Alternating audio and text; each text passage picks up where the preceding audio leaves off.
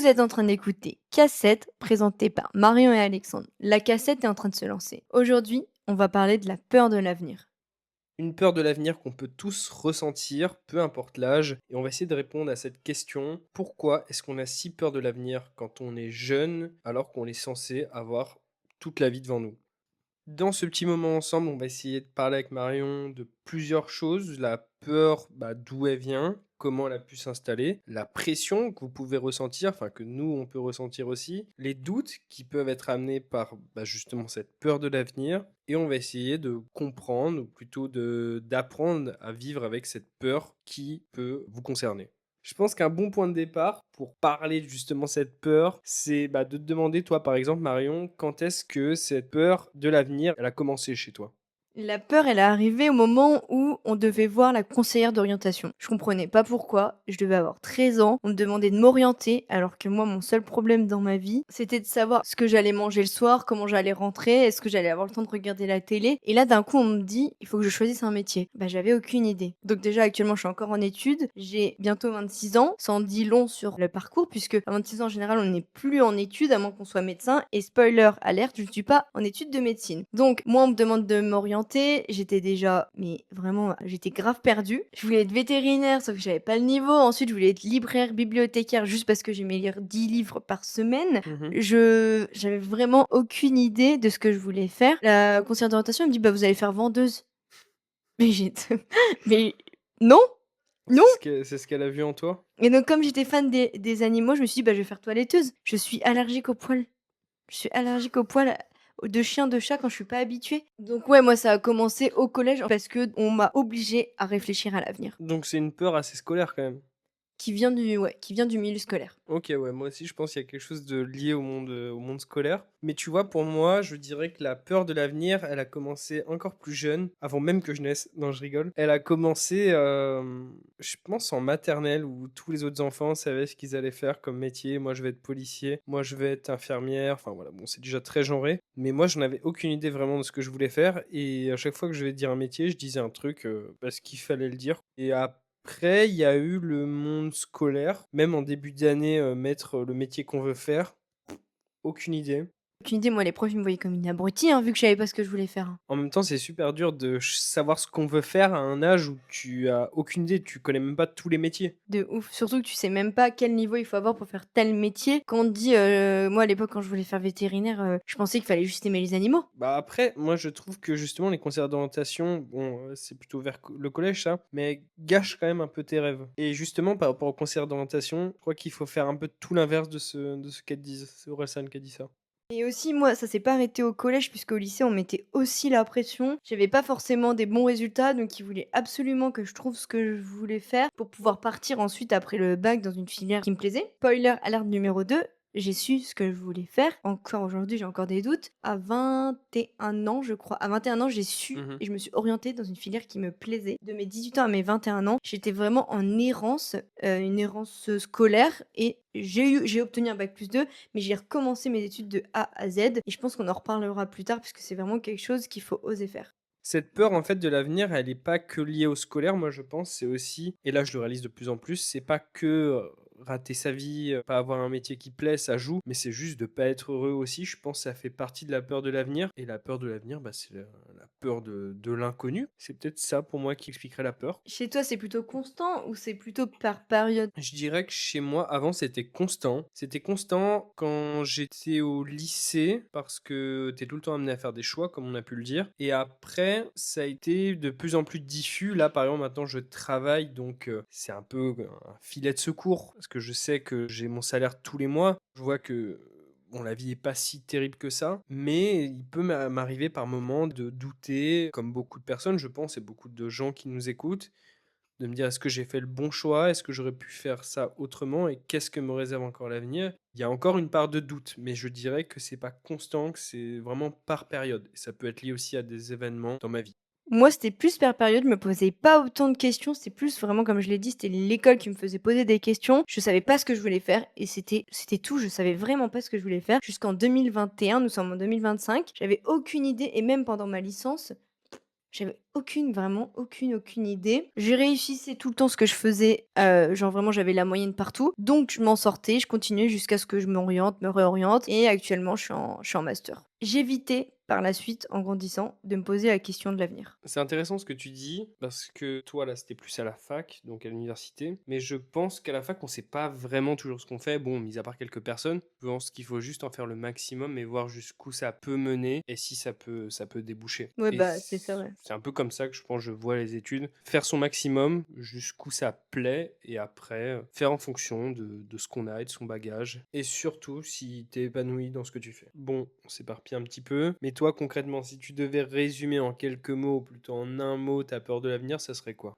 Je dirais incertitude, puisque l'avenir est incertain. On ne sait même pas où on sera demain. Déjà, je suis en Guadeloupe alors que je pensais ne jamais y être à part en vacances. Donc, incertitude et toi? Après, le fait que ce soit incertain, ça rend les choses un peu plus pimentées d'une certaine manière. Oui, mais je suis très terre à terre. Je suis Capricorne. Ok, très, très réaliste, très exigeante. Moi, de mon côté, je dirais tout simplement, je pense que ça rejoint ce que j'ai dit tout à l'heure, le bonheur. Je pense que c'est la peur de pas être heureux et c'est ce qui fait pour moi ma principale peur de l'avenir. Là, je te disais que je pensais même pas être en Guadeloupe. Est-ce que toi, tu pensais être là, actuellement en Guadeloupe, à 25 ans? Enfin, est-ce que tu t'es dit un jour tu serais dans les Caraïbes à 25 ans? Non, pas du tout dans la Caraïbe, en Guadeloupe. Je pense que je me verrais plutôt dans le froid en métropole. Désolé si vous entendez depuis la métropole, mais je me On n'est pas voyais. ensemble du tout, hein. Nous, on a bien chaud. On est loin, mais on vous aime quand même, cœur sur vous. Non, je me voyais avoir un petit travail de bureau assez tranquille. Bon, c'est pas du tout ce que je fais. Je pense que ces choix-là, c'était pas les miens. Puis là, j'ai suivi mes choix et peut-être que mon destin, s'il y en a un, il était en Guadeloupe. Et toi? À 10 ans, je pensais qu'à 25 ans, j'allais être mariée avec des enfants, avoir acheté une maison, une voiture, tout le cliché qu'on voit dans les films américains de Noël. Cliché du Moyen Âge un peu. Bah, comme j'avais dit dans la précédente cassette, j'avais regardé beaucoup de films. Bah voilà, je me croyais dans un film américain. Alors, pas du tout. 25 ans, je me pensais vraiment, comme je viens de dire, dans une maison à l'américaine. Je vivais dans les clichés. À partir du moment où j'ai eu 18 ans, je me suis dit, non, bah alors là, déjà à 18 ans, je n'étais pas du tout une adulte. Donc, ouais, non, 25 ans, je pensais vraiment pas être en Guadeloupe sans ma famille toute seule avec toi. Après, ça fait partie du croustillant de la vie. Une des choses qui peut faire douter, je pense, concernant la peur de l'avenir, bah, c'est se comparer aux autres. Et des fois, tu peux avoir l'impression d'être un peu en retard. Et même vous qui nous écoutez, ben, vous comparez pas en fait. Et il y a de la beauté dans votre vie, dans ce que vous faites. Donc cultivez ça. Parce que justement, je pense qu'à certains moments, j'ai pu me comparer, être un peu dans la compétition de celui qui va le mieux réussir sa vie. Et pas forcément de qui va être le plus heureux. C'est vrai que quand je Et... t'ai rencontré, tu voulais être parfait sur tous les points. Ah, je l'étais pas. Si, mon amour. Merci, merci. Toi aussi, t'es parfaite. Mais je pense qu'il faut essayer de sortir de cette logique de se comparer parce que t'as l'impression d'être en retard par rapport aux autres et c'est pas du tout la bonne manière de penser. Et surtout qu'on est en retard en se comparant à quoi? À qui? À quelle personne? À quelle, image qu'on a? En fait, c'est surtout sociologique puisque vouloir réussir, mais réussir à quelle échelle? On se compare à surtout l'exemple qu'on a eu quand on était enfant. Puis si on n'a pas eu d'exemple, on va surtout se comparer à ce qu'on voit sur les réseaux sociaux et il ne faut pas faire ça. Moi, je suis en études et je suis l'exemple parfait d'être potentiellement en retard dans la société et sans être vulgaire, j'en ai mais rien à faire. Je me sens à ma place, je me sens où je suis, je sens que c'est exactement où est-ce que je devais être. Donc ouais, je me sens pas en retard, je sais juste que j'ai pas le parcours classique d'une élève. Non, t'es pas en retard, puisqu'il y a des gens qui reprennent leurs études beaucoup plus tard, il y a des gens qui prennent leurs études à 30, 40, voire même 50, voire plus, et qui réussissent et qui arrivent à vivre de ce qu'ils aiment. Moi, j'encourage les gens qui ne sont pas épanouis dans leurs études ou quoi que ce soit de reprendre les études qu'ils rêvent, qu'ils ont envie de tester. Référence à une grande influenceuse, peut-être que vous connaissez Poupette, qui a repris les études de médecine à 25 ans avec 3 enfants. Elle a osé, Mais c'est un échec. mais elle a osé. Il faut retenir le fait qu'on ait testé, même si Poupette n'est pas un exemple, c'était vraiment, anecdotique. Il faut oser et continuer dans ce qu'on aime.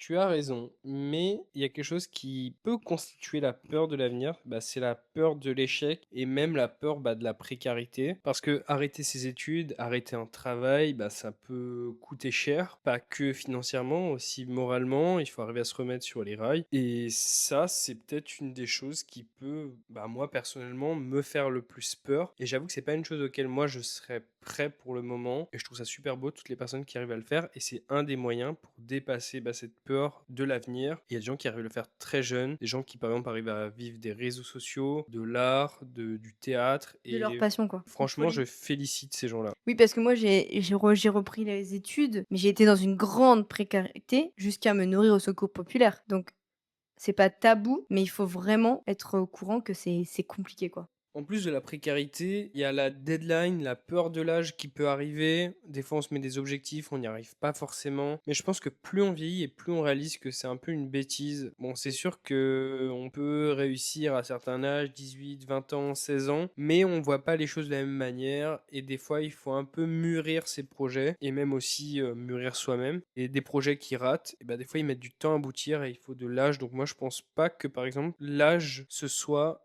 une angoisse particulière. Ça l'était avant pour moi, mais maintenant je réalise, j'ai mon temps, je suis en pleine forme et je peux faire plein de trucs. Et avant, justement, j'aurais eu un peu peur d'avoir 25 ans et de pas être arrivé à mes objectifs. Moi, j'ai eu une pression quand j'ai recommencé 2 fois ma L1, je me suis dit: «Mais qu'est-ce que je fais?» C'est vrai que j'avais 21 ans en L1. Bon, perso, ça m'embêtait. Quand les gens me demandaient mon âge, j'en avais 3 à 4 ans de différence, mais aujourd'hui, je suis contente de l'avoir fait. Mais quand j'étais en L1, vraiment, je me sentais vieille par rapport au reste de la classe, donc légèrement en retard. Après, on se met la pression de pas rater notre vie, mais qu'est-ce réussir la vie? Puisqu'on a chacun notre idée. Vous qui nous écoutez, vous avez une idée différente de réussir, moi aussi et Alexandre aussi. Perso, je pense que si je veux avoir une vie réussie, c'est avoir un mariage et des enfants, c'est très cliché, et aussi avoir une réussite personnelle, mais avoir des enfants et les sortir de son corps, c'est déjà une belle réussite personnelle. Toi, Alexandre, quand tu peux pas accoucher, t'as quoi comme réussite? Eh bien, c'est de pouvoir accoucher. Non. Pour moi, déjà, je fais un petit point. On a vu beaucoup émerger tout ce qui était trois règles d'or pour avoir une vie réussite, devenir un alpha, enfin ce genre de truc. Je pense pas qu'il y ait de règles. Et pour moi, avoir une vie réussie, c'est tout simplement quand tu n'as pas à te poser cette question. Bon, je pense que tu le sais quand ta vie est réussie, que tu as de bonnes relations, que tu te sens bien mentalement. Et déjà, ça, c'est très dur dans ce monde. Et quand tu as ces choses-là, eh bien, c'est déjà une grande forme de réussite selon moi. Il y a tellement de clichés de réussir, comme je vous l'ai dit tout à l'heure, avoir une maison, loin des chiens. J'ai pas ce genre de priorité, je suis à l'autre bout du monde, je n'ai Bon, aucune. ce serait bien. Ce serait Ouais, bien. mais je suis à l'autre bout du monde et là, je me dis pas: «À 25 ans, faut que j'achète ma maison». Il y en a plein qui se mettent la pression là et moi je j'arrive pas à l'avoir parce Après, que c'est peut pas une pression pour certains. ouais, mais peut-être parce que je suis en études que du coup, je me sens un peu en décalage de les gens qui ont mon âge, j'ai l'impression qu'on n'a pas les mêmes objectifs. Il y a peut-être derrière ça un peu de retard parce que je suis en études, mais si je pouvais avoir une maison maintenant, oui, je dis pas non, mais c'est juste que je peux pas en fait, Oui, c'est c'est tout. pas une priorité. Après, pour toi, c'est peut-être découvrir le monde, ce genre de Ouais, choses. c'est ça. Mais on connaît tous un couple qui a le Labrador, le Picasso et le pavillon. Avant, c'était un peu une image qui pouvait m'angoisser, mais maintenant je réalise que je suis sûr que les gens qui ont tout ça, chose que je n'ai pas, doivent être très heureux et franchement, je suis hyper content pour eux. Pour parler de choses vraiment concrètes, toi par exemple, qu'est-ce qui peut te faire peur dans l'avenir? Et j'ai peur de pas trouver ma place dans ce monde et de pas être satisfaite dans le métier que je fais. Je me vois pas faire un métier toute ma vie, ne jamais changer. Je sais que c'est pas obligatoire, mais les générations d'avant, elles faisaient un métier et ne changeaient pas. J'ai fait 4 études, 4 parcours différents. Donc pour moi, je pourrais pas faire un seul métier. Là, dans 6 mois, j'obtiens mon master. Je vais pas faire ce métier toute ma vie. C'est impossible. Enfin, en fait, c'est qu'il y aura toujours une sorte de en fait, je vais me lasser. Je sais que je vais me lasser et avant, on se posait pas cette question puisqu'on n'avait pas le choix de faire autre chose. Mais comme Alexandre il l'a dit, on peut se réorienter et reprendre des études à tout moment. Donc ouais, j'ai peur de juste pas trouver ma place dans ce monde.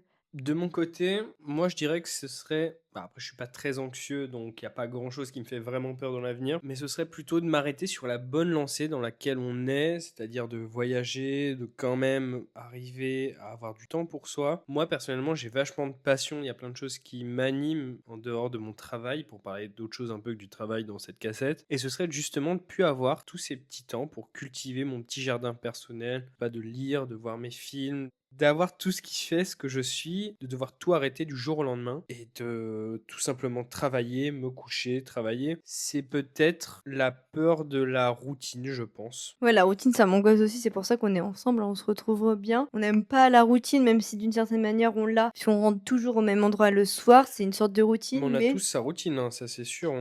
Mais c'est une forme de sécurité la routine des fois. exactement, mais on n'aime pas la routine. Bon, est-ce que tu peux me dire qu'est-ce qui nous entoure le plus? Ben, Qu'est-ce qu'on utilise le plus au quotidien? le papier toilette? OK, merci Alexandre. Non. Je pense c'est les réseaux sociaux que tu veux que je dise? Oui, c'est ça. Les réseaux sociaux. On est bien d'accord qu'on est entouré de cette angoisse autour des réseaux sociaux. Sur les réseaux sociaux, les gens nous montrent tous les jours qu'ils ont réussi. Oui, à l'époque, c'était à l'époque, oh là là, l'ancien quand je parle. Un autre Avant, un autre temps. Tantôt. à l'époque des dinosaures, c'était les baddies, les post-bad qui mettaient dans le mal. Maintenant, ça a un peu évolué. C'est des gens extrêmement riches qu'on voit dans des gros 4x4 avec Mais que des c'est sacs à normalisé, il main. y a une sorte de normalisation de la richesse des gens. Oui, alors que pas du tout en réalité. Être aussi riche, c'est pas normal, surtout en étant aussi jeune pour certains. Et donc, on a l'impression que tout le monde est riche, alors que c'est même pas 1%, je pense. Et je pense que même les gens qui se montrent sur les réseaux sont pas aussi riches qu'ils, eux, le montrent. Ouais, parce que même quand on voit les Instagram, les stories des gens, ça montre une facette de la personne alors que pas du tout. Mais il y en a plein qui louent, je suis sûr, ils louent des vêtements, des sacs Birkin, ce genre de trucs, juste pour faire des posts, ce genre de choses. Toi, vu ton style, tu dois pas beaucoup louer, hein, bébé, hein. Ah, pourtant si. Pourtant si.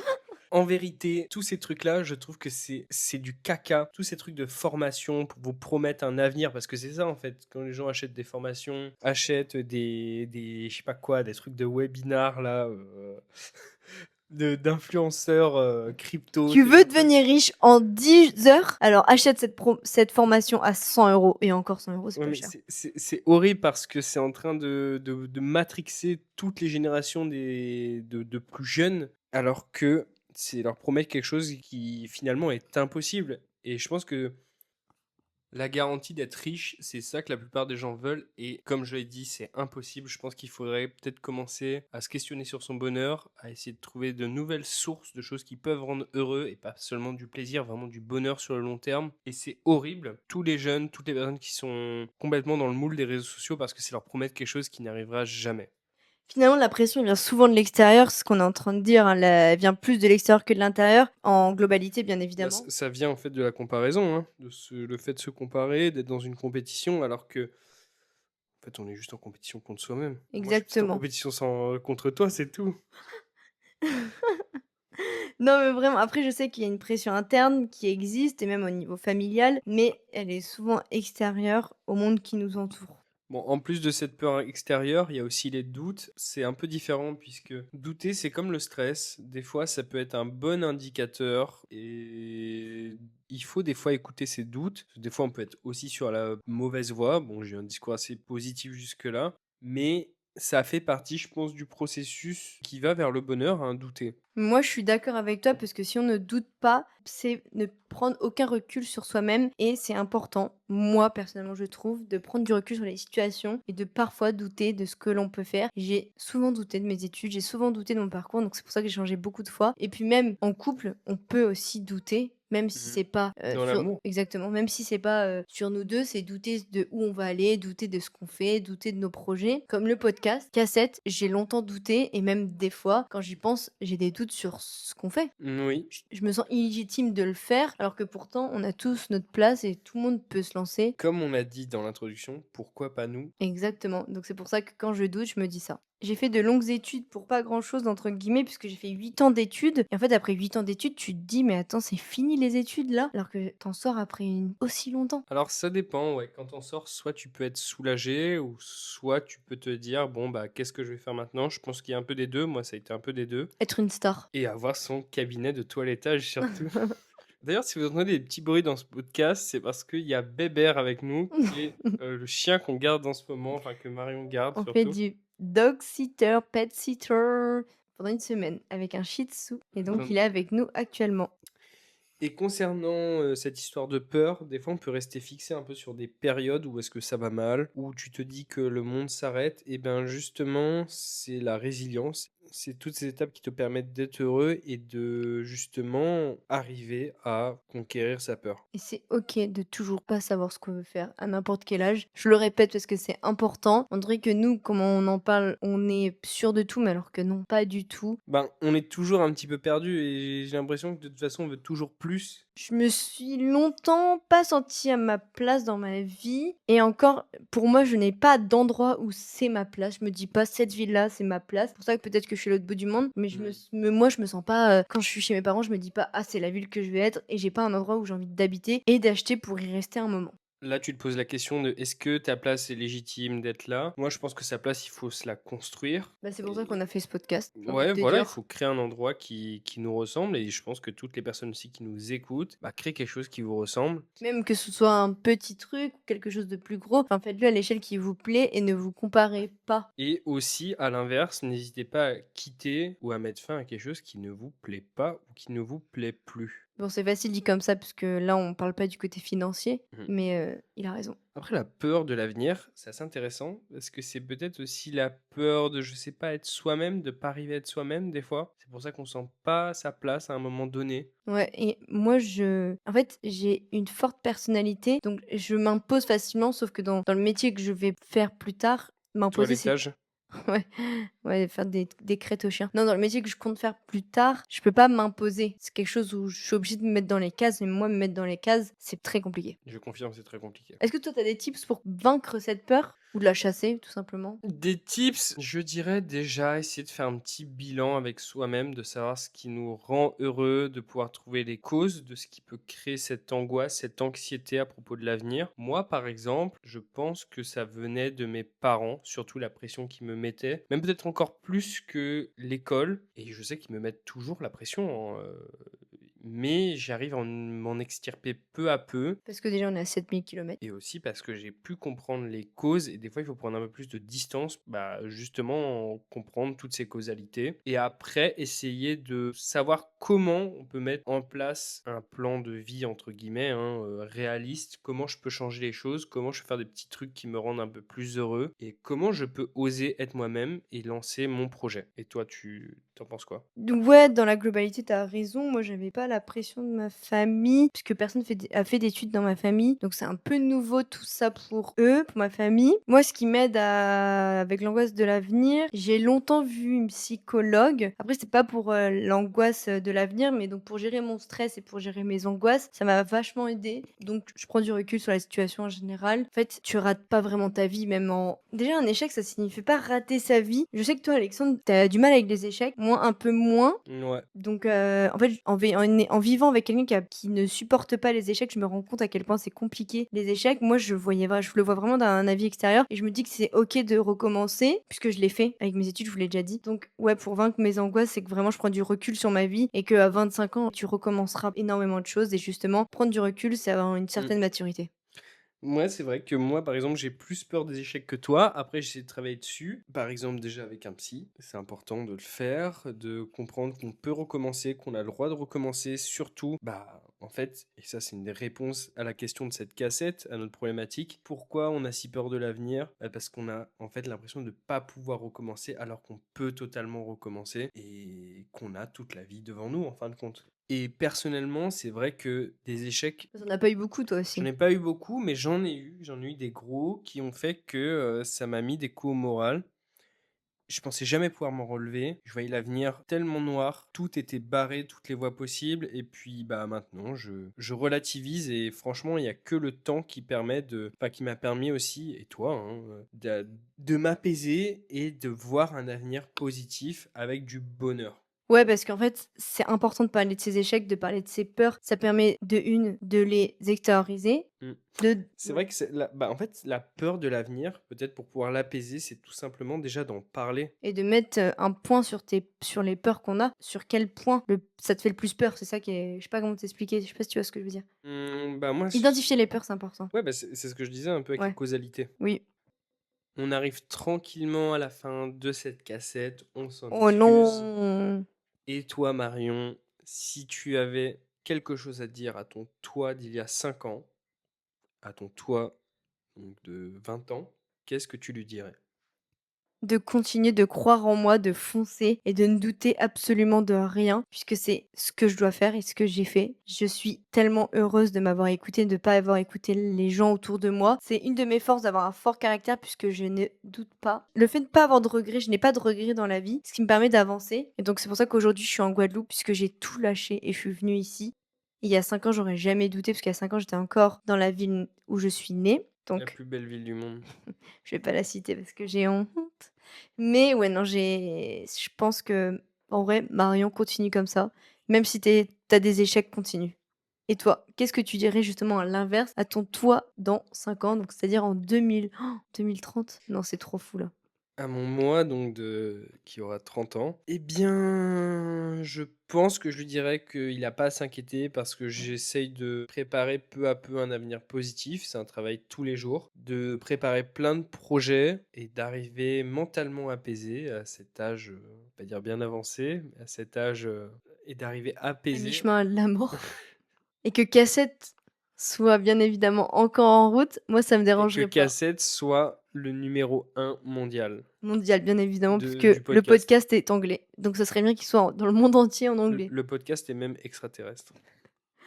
Bon, ça y est, vous êtes en train d'arriver à la fin de la cassette. Et merci d'avoir lancé cette cassette. Abonnez-vous dès maintenant pour ne louper aucun épisode. Et Et on on se se retrouve retrouve la la semaine semaine prochaine. prochaine. Bisous! Bisous!